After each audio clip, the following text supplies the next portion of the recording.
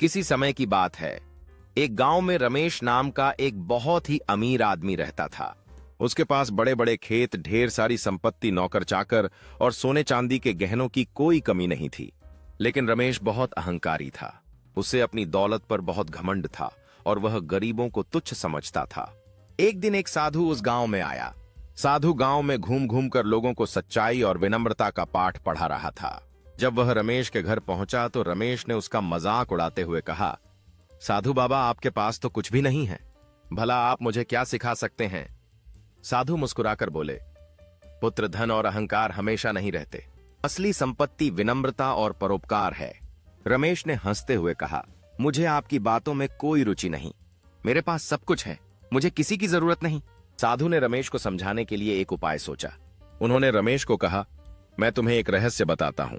पास के जंगल में एक चमत्कारी कुआं है। उसमें से जो भी पानी पीता है वह हमेशा खुश रहता है। रमेश को उस कुएं की बात सुनकर लालच आ गया।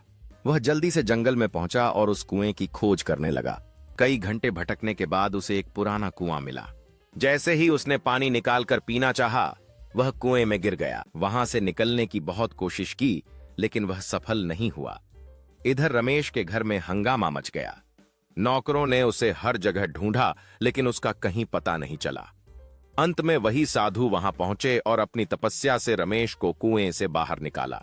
रमेश बहुत लज्जित हुआ और साधु के चरणों में गिरकर बोला, मुझे क्षमा करें बाबा, मैंने घमंड में आकर आपसे दुर्व्यवहार किया। आज मैं समझ गया कि धन से बड़ा कोई नहीं, बल्कि विनम्रता और दूसरों की सहायता करना ही सबसे बड़ी पूंजी है। साधु मुस्कुराए और बोले, पुत्र, अहंकार हमेशा विनाश की ओर ले जाता है। सच्चा सुख दूसरों की सेवा में है। उस दिन के बाद रमेश ने अपना अहंकार छोड़ दिया और गांव के गरीबों की मदद करने लगा।